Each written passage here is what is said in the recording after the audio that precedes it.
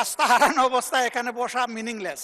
ও আপনার you are determined to stage a walkout. এখানে trust maintain করা হয়নি, এটা আমাদের দুঃখ যে আমরা এই দুঃখ নিয়ে এখন ওয়াকআউট। না, আপনারা যদি ওয়াকআউট করার জন্য আগে প্রথমে সিদ্ধান্ত নিয়ে থাকেন, মোস্ট ওয়েলকাম, নো প্রবলেম। না না, democracy is a rule by majority. এটা মাননীয় স্পিকার, এটা আরো দুঃখ পেলাম, এই কথাটা আরো দুঃখ পেলাম।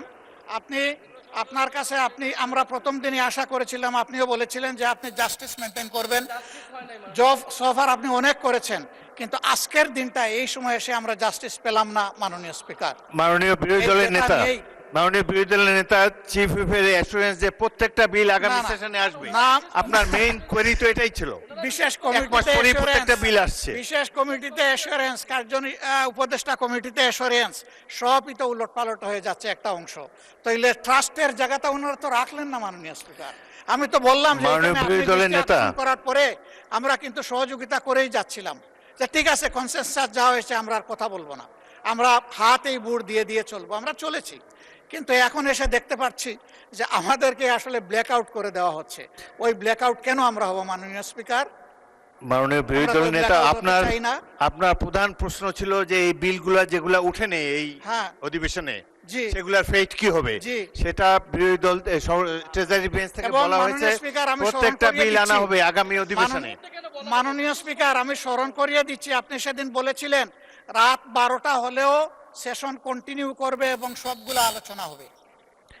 এটা যদি হয় বসবো, শুনবো, 12টা পর্যন্ত আমরা অংশগ্রহণ করব, কোনো অসুবিধা নাই। কিন্তু এখানে বলা হয়েছে 16টা বিল এখন উত্থাপন করা হবে না, এটা তো বিশেষ বিলেরই তো এটা সিদ্ধান্ত। ওই আস্থার জায়গা ওনারা নষ্ট করে ফেলেছেন। এই জাদুঘরে একটা ক্লজে ওনারা যখন আনবেন তখন ভবিষ্যতে বেঁচে থাকলে আমরা অংশগ্রহণ করব। মাননীয় বিরোধী দলের নেতা, 133-এর মধ্যে 16 তো ল্যাপস হচ্ছে না, 90 আলোচনা হয়েছে, আর বলেছেন যে একটা বাকি আছে, তাইলে আরো তো অনেকগুলা ল্যাপস হয়ে যাচ্ছে। তো এই সবই তো আইনমন্ত্রীকে একটু শুনি আমরা। আইনমন্ত্রী বলেন। মাননীয় স্পিকার, আপনাকে ধন্যবাদ, আপনার মাধ্যমে বিরোধী দলকেও ধন্যবাদ। উনি যে অঙ্কটা কষেছেন 133টার মধ্যে 90 আর একটা 91 হয়, আর তার সাথে 16, তাহলে 100 কয়টা হয়? 107টা হয়। মাননীয় স্পিকার, আমি আপনার মাধ্যমে মাননীয় বিরোধী দল নেতাকে বলছি, একটা বিলের মধ্যে এমনও আছে 3-4টা অর্ডিন্যান্স ইনক্লুডেড আছে। ফলে 133টার যদি হিসাব করা হয় এই 91টার মধ্যে ওই 16টা বাদ দিয়ে সবগুলো ইনক্লুডেড। মাননীয় স্পিকার, ওই 16টার ব্যাপারে বলছেন জাতীয় গুরুত্বপূর্ণ অনেক অধ্যাদেশ আছে, আমিও মনে করি জাতীয় অনেক গুরুত্বপূর্ণ অধ্যাদেশ আছে।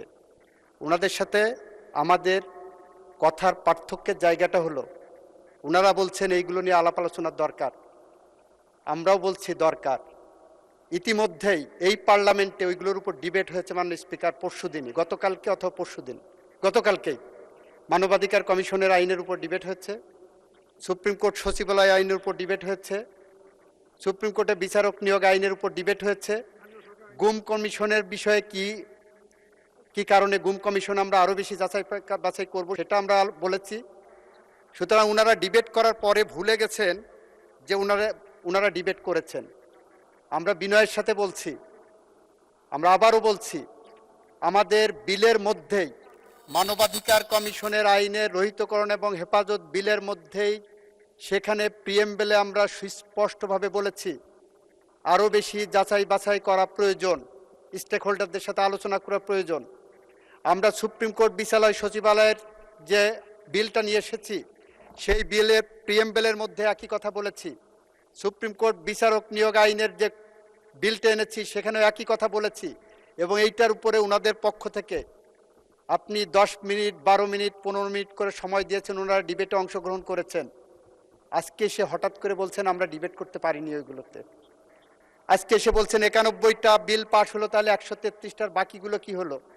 এই 91টা বিলের মধ্যে ওই 16টা বাদে সবগুলো অর্ডিন্যান্স ইনক্লুডেড। মাননীয় স্পিকার, আমরা এই রিপোর্টের গো বাই দ্য বুক হিসাবে গেছি। মাননীয় স্পিকার, আমি মাননীয় বিরোধী দলীয় নেতাকে বলবো, আমরা যেভাবে বিশেষ কমিটিতে আলোচনা করেছি, যে রিপোর্টটা এই সংসদ গ্রহণ করেছে, সেই রিপোর্টের বেসিসেই আমরা এগিয়ে যাচ্ছি। মাননীয় স্পিকার, আপনাকে ধন্যবাদ। ধন্যবাদ মাননীয় বিরোধী দলের নেতা। বলুন বলুন। ইনশাআল্লাহ আরো দেখা হবে, এখানেই দেখা হবে। তবে আজকের মতো দুঃখ নিয়ে আমরা ওয়াক আউট করছি। আসসালামু আলাইকুম।